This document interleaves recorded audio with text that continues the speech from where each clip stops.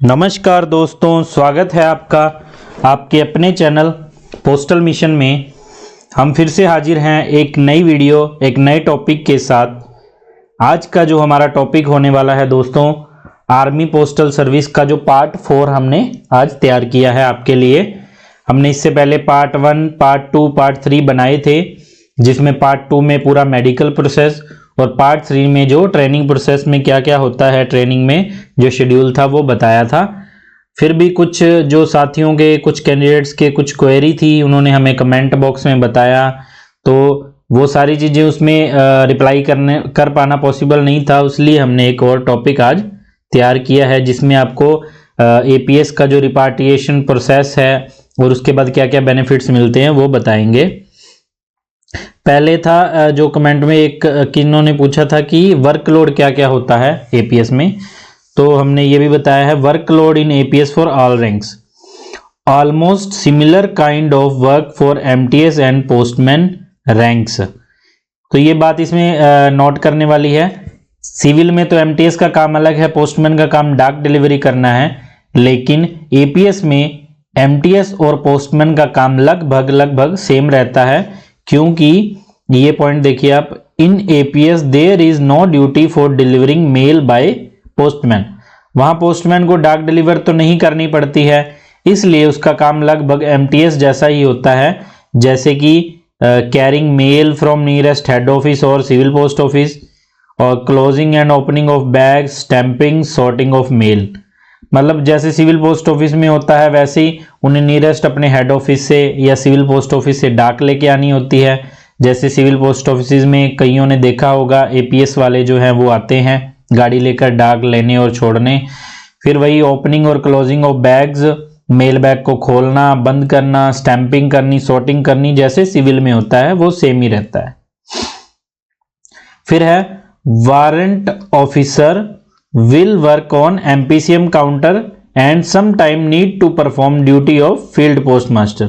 Warrant officer जो पीए है वो डाक लाने ले जाने वाला काम तो करेगा नहीं, तो उसकी ड्यूटी वहां पे एमपीसीएम काउंटर पर ही होती है ज़्यादातर, क्योंकि सेविंग वगैरह तो है नहीं एपीएस में, तो एमपीसीएम काउंटर पर ड्यूटी होगी, या फिर उन्हें फील्ड पोस्ट मास्टर की ड्यूटी भी करनी पड़ती है। फील्ड पोस्ट मास्टर जैसे सिविल में सब पोस्ट मास्टर होता है एसपीएम, वहां पर फील्ड पोस्ट मास्टर होता है। फिर है नायब सूबेदार, सूबेदार इंस्पेक्टर रैंक के जो बंदे हैं वो एफपीएम का रोल जो है वो निभाते हैं। जहां भी पोस्ट ऑफिस में इंस्पेक्टर, नायब सूबेदार, सूबेदार रैंक के बंदे रहेंगे वो फील्ड पोस्ट मास्टर की ड्यूटी ही करेंगे। एडमिन ऑफिस में है तो वो अलग अलग ड्यूटीज कर सकते हैं, लेकिन जो पोस्ट ऑफिस में होंगे तो वो एफपीएम की ड्यूटी ही करेंगे। उसके बाद लीव के बारे में भी हमसे पूछा गया था, तो जो कैजुअल लीव्स होती हैं वो होती है आर्मी में 30 डेज, और जो एनुअल लीव है वो है 60 डेज। तो टोटल 90 डेज की लीव साल में मिलती है हमें, जैसे रेगुलर आर्मी को मिलती है वो सेम है। फिर है there is no separate medical leave in APS, however employ will be treated on duty if he is admitted in any of army hospitals. तो जैसे सिविल में तो आपको ईयरली मेडिकल लीव्स भी मिलती हैं, लेकिन एपीएस में मेडिकल लीव्स जैसा कुछ नहीं होता। हाँ, लेकिन अगर कोई एम्प्लॉय आर्मी हॉस्पिटल से ट्रीटमेंट ले रहा है, चाहे वो अपने घर पे है, छुट्टी के दौरान है, या फिर ड्यूटी पर है, वह हॉस्पिटल में एडमिट है, तो वो पूरा टाइम उसको ऑन ड्यूटी ही माना जाएगा। उसकी जो सैलरी है वो नहीं काटी जाएगी, कोई भी छुट्टी उसकी नहीं काटी जाएगी अगर वो आर्मी हॉस्पिटल से ट्रीटमेंट ले रहा है। तो ये भी एक बहुत अच्छी चीज है। उसके बाद है रिपार्टिएशन प्रोसेस। रिपार्टिएशन, अगर एपीएस से हम वापस आना चाहे तो क्या उसका प्रोसीजर है, हमने जो फर्स्ट वीडियो थी उसमें थोड़ा सा ब्रीफ में बताया था, यहाँ थोड़ा हम आपको डिटेल में बताते हैं। ये है 3% of total strength rank wise have been released by APS per year. तो पर ईयर एपीएस जो है हर एक रैंक के हिसाब से 3% जो टोटल स्ट्रेंथ है, सपोज करिए आप वारंट ऑफिसर हैं, पीए हैं, और 1000 बंदे एपीएस में पीए रैंक के हैं, तो 30 बंदे जो हर साल उनको एपीएस वाले छोड़ देंगे सिविल में जाने के लिए। और जो एपीएस रिकॉर्ड है वो डिस्चार्ज लिस्ट साल में 2 बार निकालता है 6-6 महीने में, तो 15-15 बंदे आप फॉर एग्जांपल मान सकते हो कि एक बार में जाएंगे। डिस्चार्ज जो है वो 2 ग्राउंड्स पे अप्लाई किया जाता है, कंपैशनेट ग्राउंड जो तरस के आधार पर या अनुकंपा के आधार पर, और on site completion of initial terms of engagement. Compassionate में यही आपको कोई फैमिली प्रॉब्लम है या कोई मेडिकल प्रॉब्लम है घर पे, तो आप उस बेस पे अपना जो है वो डिस्चार्ज एप्लीकेशन दे सकते हो। ऑन साइट है कि आपके भी 18 महीने आपके कंप्लीट हो गए इनिशियल टर्म्स ऑफ एंगेजमेंट, उसके बाद आपने बोला कि मुझे एपीएस में अपनी सर्विस कंटिन्यू नहीं करनी, मुझे वापस जाना है, तो आप उस बेस पे भी डिस्चार्ज दे सकते हैं। कंपैशनेट ग्राउंड पर ज़्यादा जल्दी डिस्चार्ज मिल जाता है as compare to on site. फिर है रिपाट्रिएशन ऑन प्रमोशन। तो ये भी कमेंट आए थे किसी के कि प्रमोशन अगर होती है तो क्या उसका जो क्राइटेरिया रहेगा, वापिस आना पड़ेगा या रहना पड़ेगा। तो इसमें है on promotion like MTS clear the exam of PA, he will get the choice whether he wishes to continue his service in APS as warrant officer और want to return to their parent civil circle.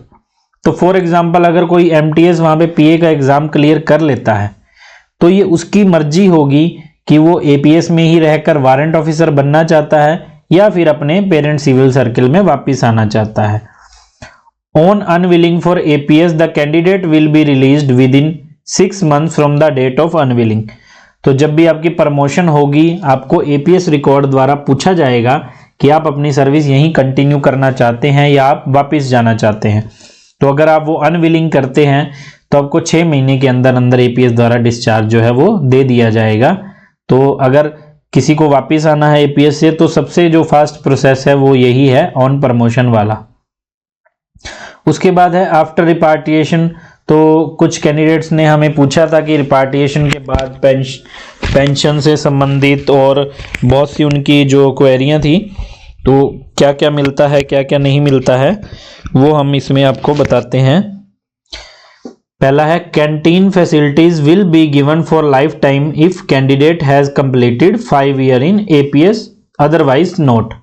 तो अगर कोई भी employ जो है वो अपने 5 साल पूरे कर लेता है एपीएस में, उसके बाद सिविल में आता है तो उसे कैंटीन कार्ड जो है वो परमानेंट मिल जाएगा, जैसे लिक्वर भी और ग्रोसरी कार्ड भी। अगर 5 साल कंप्लीट नहीं करता है तो उसे वो कार्ड परमानेंट नहीं मिलेगा। जैसे मैंने 6 साल सर्विस की तो मुझे कार्ड परमानेंट मिल गया था। फिर है no medical facilities will be provided by army after repatriation. Repatriation के बाद आर्मी द्वारा कोई भी किसी भी तरह की आपको मेडिकल फैसिलिटीज जो है वो प्रोवाइड नहीं की जाएगी, क्योंकि आप सिविल में आ जाएंगे और सिविल में जो मेडिकल के रूल्स जो हैं वो अलग हैं, तो आप सिविल की जो मेडिकल पॉलिसी में आप कवर होगे। फिर है no pension will be given by army after repatriation. तो वही आपको पेंशन कोई भी आर्मी के द्वारा नहीं दी जाएगी। आपने अपनी सर्विस करने के बाद, जैसे एमटीएस पोस्टमैन है तो 54 years की एज के बाद, और वारंट ऑफिसर और इंस्पेक्टर हैं तो 56 year की एज के बाद आपको सिविल पोस्ट ऑफिस में ज्वाइन करना ही पड़ेगा। आप वहां से रिटायर नहीं हो सकते हैं, तो आपको जो पेंशन वगैरह सब कुछ वो सिविल के हिसाब से ही दी जाएगी। फिर है no ex serviceman quota will be given after repatriation. आपको कोई भी तरह का एक्स सर्विसमैन कोटा नहीं दिया जाएगा, आपको सिर्फ कैंटीन कार्ड मिल सकता है 5 साल के बाद। उसके अलावा आपको मेडिकल में या कोई एग्जाम के लिए किसी भी तरह का एक्स सर्विसमैन कोटा नहीं मिलेगा। फिर है on repatriation the employee will get choice posting in their parent division as per ruling. तो एक पीएनटी मैनुअल की जो रूलिंग है कि जो बंदा एपीएस से वापस रिपाट्रिएट होकर आता है उसे चॉइस पोस्टिंग दी जानी चाहिए, ये एक रूलिंग बनी हुई है। तो एक बहुत अच्छी चीज है, इससे हमें अपनी मनपसंद पोस्टिंग जो है वो मिल जाती है। फिर है one time transfer grant of 80% of basic pay will be given to employee after repatriation. तो जब भी आप वहां से वापस आएंगे तो आपको वन टाइम जो है अपना बेसिक पे का, सपोज करिए आपकी बेसिक पे 30,000 है या 40,000 है, तो आपको उसका 80% जो है वो पैसा आपको एज अ ट्रांसफर ग्रांट मिलेगा वन टाइम। तो ये भी एक बहुत अच्छा बेनिफिट है, आपको वहां से आने के बाद ये पैसे भी क्लेम आप कर सकते हैं। तो फिर ये रिपाट्रिएशन का प्रोसेस बताया। फिर भी कुछ जो कैंडिडेट्स के क्वेश्चन थे कमेंट बॉक्स में उन्होंने हमसे पूछे, थोड़ा हम देख लेते हैं। सरबजीत सिंह जी ने पूछा था सर स्पोर्ट्स में क्या फ्यूचर है। स्पोर्ट्स में बहुत जो फ्यूचर है वो ब्राइट है। आर्मी में आपको खेलने के लिए अच्छे अच्छे ग्राउंड्स, इंडोर आउटडोर स्टेडियम सब मिलेंगे, आपको टाइम भी मिलेगा और आपको जो है आर्मी टीम्स को आप रिप्रेजेंट कर सकते हैं, तो एक बहुत अच्छा स्कोप है स्पोर्ट्स वालों के लिए भी। फिर कुमार एंड ब्रदर्स जी ने पूछा था, एक डाउट है, क्या एपीएस में नाइट ड्यूटीज रहती हैं? तो नाइट ड्यूटीज जो होती हैं वो ट्रेनिंग में तो आपको करनी ही पड़ती हैं, बाद में जब आप अपनी पोस्टिंग आउट हो जाते हैं, आप जिस यूनिट में काम करते हैं, डिपेंड करता है वहाँ की फॉर्मेशन के आप अंडर हैं, तो वो आपको नाइट ड्यूटी करने के लिए बोल सकते हैं। लेकिन आप जो अपना पोस्ट ऑफिस में ही आपने काम करना है, तो अपना नाइट ड्यूटी के लिए आप मना भी कर सकते हैं। फिर है अमन जी ने पूछा है, ट्रेनिंग में गन चलाना सिखाते हैं? जी हाँ, बिल्कुल गन चलाना सिखाया जाता है। ये एक ट्रेनिंग का बहुत ही इंटरेस्टिंग पार्ट जो होता है, आपको क्वार्टरली मंथली ऐसे करके जो सिखाया जाता है। फिर ये इन्होंने कुछ 4-5 प्रश्न पूछे, हम देख लेते हैं। क्या एपीएस में फर्स्ट पोस्टिंग के दौरान विलिंग मांगी जाती है? नहीं, कोई भी विलिंग नहीं मांगी जाती। एपीएस रिकॉर्ड द्वारा जो है पोस्टिंग डिसाइड की जाती है। एपीएस में फील्ड पोस्टिंग और पीस पोस्टिंग कितने कितने साल की होती है और यह अल्टरनेटिव चलती रहती है क्या? जो फील्ड पोस्टिंग होती है वो 2 साल की होती है, जो भी आपके हिली एरिया है, जो इंसर्जेंसी एरियाज हैं, वो सब में फील्ड पोस्टिंग मानी जाती है 2 साल की। पीस पोस्टिंग जो है आपकी, जो भी प्लेन एरियाज, पीसफुल एरियाज जैसे नॉर्थ है, साउथ है, वेस्ट है, इनमें आपकी पोस्टिंग 3-3 साल की होगी। वैसे तो ये अल्टरनेटिव ही चलती हैं, एक पीस एक फील्ड, लेकिन फिर भी ये कई बार वेरी करता है। एपीएस रिकॉर्ड के पास जो है पूरी इसकी अथॉरिटी है। क्या पहली पोस्टिंग फील्ड होती है या पीस? तो ये मोस्टली तो हमने जितना भी देखा इतने सालों में पहली पोस्टिंग फील्ड में ही दी जाती है, अनलेस कि आपने कोई रिक्वेस्ट की है या कोई आपका ऐसा कोई स्पेशल केस है, नहीं तो फील्ड पोस्टिंग ही प्रेफर की जाती है। क्या एपीएस में 5 साल सेवा देने के बाद मेडिकल सुविधा प्रदान की जाएगी? बिल्कुल नहीं, ये हमने आपको ऊपर बता दिया है। अगर मैं एपीएस में ज्वाइन करता हूँ, उसी दरमियान कोई एग्ज़ाम देता हूँ किसी भी डिपार्टमेंट का, जैसे एसएससी सीजीएल का एग्ज़ाम क्लियर किया, तो क्या मुझे वहाँ से रिलीव करेंगे? तो बिल्कुल आपको रिलीव किया जाएगा, लेकिन आपने एग्ज़ाम देने से पहले आपने परमिशन ली होनी चाहिए अपने डिविजनल हेड से और एनओसी ली होनी चाहिए। तो आपको एपीएस से परमिशन नहीं लेनी है, आपकी जो परमिशन है वो सिविल के आपके जो डिविजनल हेड रहेंगे उन्हीं के पास आएगी, वही आपको एनओसी प्रोवाइड करेंगे, वही आपको रिलीव भी करेंगे। आगे करण जी ने पूछा, प्रमोशन प्रोसेस क्या है? प्रमोशन प्रोसेस करण जी एपीएस में कुछ अलग नहीं है, बिल्कुल सेम है।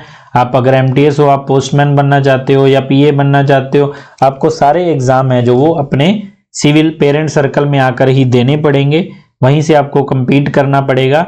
एपीएस में किसी भी तरह का कोई एग्जाम नहीं होता है।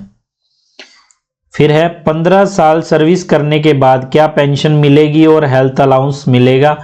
तो कोई भी तरह की पेंशन और हेल्थ अलाउंस नहीं दिया जाएगा 15 साल के बाद। कैंटीन फैसिलिटीज का हमने बताया 5 साल के बाद आपको परमानेंट मिल जाएंगी, उससे पहले नहीं। फिर अमन जी का प्रश्न है, सर वारंट ऑफिसर को एसडीए एग्जाम में मार्क्स मिलते हैं एक्स्ट्रा? नहीं, एसडीए के एग्जाम में आपको कोई भी एक्स्ट्रा मार्क्स नहीं मिलते हैं, क्योंकि एग्जाम जो है वो आपको सिविल सर्कल में ही देना है। एपीएस का एग्जाम कंडक्ट करवाने से कोई लेना देना नहीं है, तो आपको कोई भी इसका एक्स्ट्रा बेनिफिट नहीं मिलेगा। तो ये हमने छोटी सी जानकारी आपके साथ शेयर करने का जो हमने सोचा था कि ये जरूरी है। जो भी एपीएस के हमारे जो विलिंग कैंडिडेट्स हैं जिन्होंने इस साइकिल में अप्लाई किया है, उनको बहुत सारे प्रश्न, बहुत सारी क्वेरी है, हमने कोशिश की है इस वीडियो में रिप्लाई देने का। फिर भी अगर आपका कोई क्वेश्चन है, कुछ भी क्वेरी है, आप कमेंट बॉक्स में लिख सकते हैं।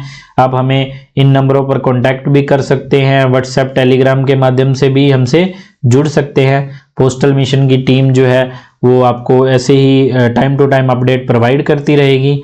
आप हमारा चैनल लाइक, शेयर, सब्सक्राइब करिए और ज़्यादा से ज़्यादा दूसरों को भी शेयर करिए, ताकि उनको भी इस चीज़ का फ़ायदा हो सके। आपके साथ वाले जो कैंडिडेट्स हैं, स्टूडेंट्स हैं, जो एम्प्लॉई हैं, उन्हें भी इसका फ़ायदा मिल सके। हमारे पेड बैच हैं जो वो शुरू हो चुके हैं। जो भी एमटीएस, पोस्टमैन, पीए बनना चाहते हैं उनके लिए पेड बैच जो है हमारे स्टार्ट हो चुके हैं। तो आपको एक पोस्टल मिशन के द्वारा अच्छे अच्छे जो नोट्स और आपको मटेरियल जो है टाइम टू टाइम प्रोवाइड किया जाएगा।